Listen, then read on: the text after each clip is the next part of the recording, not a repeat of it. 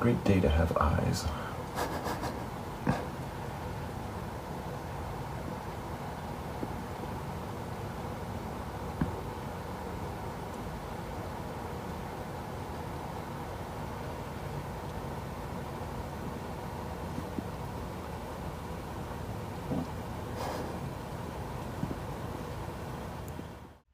Good morning from the California Highway Patrol, Mojave area. This is what it currently looks like on State Route 58 traveling from Mojave to Tehachapi. We are asking everybody to avoid the area, make alternate plans, drive a different day, and only drive if you absolutely have to. There is heavy snowfall in the Tehachapi area and it's having a significant impact on State Route 58.